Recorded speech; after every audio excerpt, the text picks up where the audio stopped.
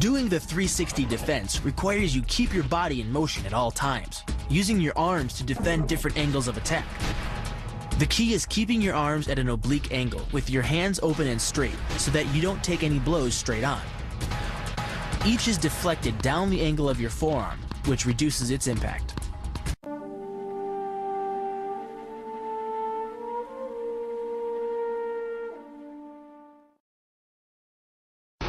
The kick's power comes from the torque generated by the rotation of the hips. It's the same principle that cracks a whip. Turning the hips just a few degrees forces the foot to travel a much greater distance and creates a lot of speed as it does. The longer the leg and quicker the rotation, the faster the kick. And unlike karate, Muay Thai fighters are also taught to strike with the hard bone of the shin. A Muay Thai kick can generate roughly the same force as a baseball bat, enough to crack a rib or a leg.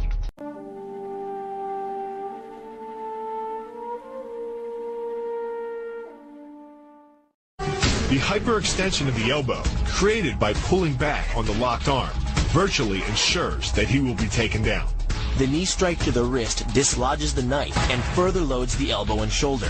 The technique can easily result in damage to the elbow joint, the tendons of the rotator cuff, or even a broken arm.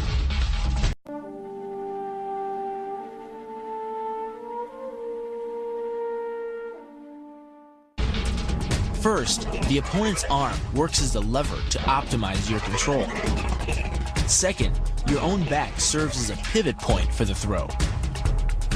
The strength and stability of your back allows you to throw a much heavier opponent than in a move that requires you to lift him.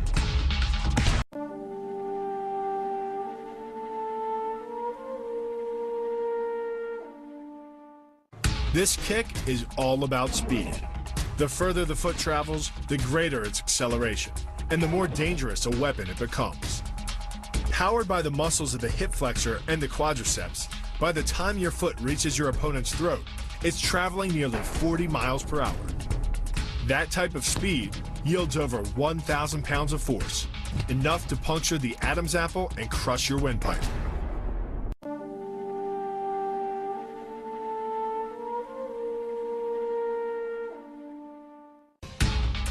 But the real damage from the knee bar doesn't come from gravity. It comes from leverage. Once the knee is locked, your hips act like a fulcrum, and his leg acts like a lever, multiplying any force you apply. So even though the ligaments and tendons around the knee can sustain 1,700 newtons of force, the knee bar can load a lot more than that, enough to completely destroy the joint.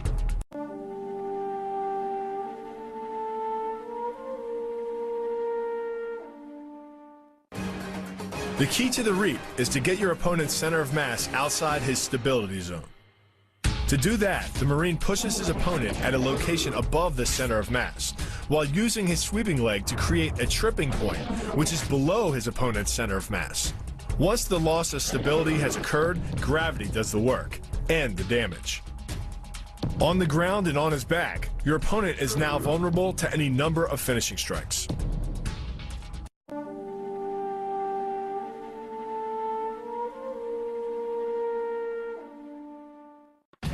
Starting from behind his opponent, the Marine wraps his arm around the enemy's neck and forces his elbow beneath the chin.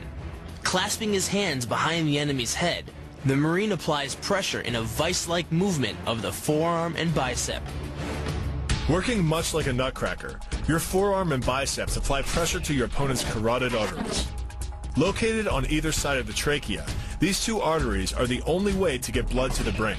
It can take less pressure than squeezing an orange to stop the flow of blood to the arteries.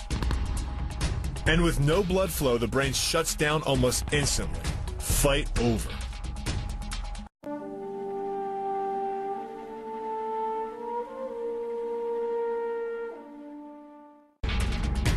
It's aimed at the largest gland in the human body, the liver. A direct hit won't just bring an opponent down. It can rupture the gland, causing severe internal bleeding. But the liver is well protected by the rib cage, so the kick must be accurate to within half an inch.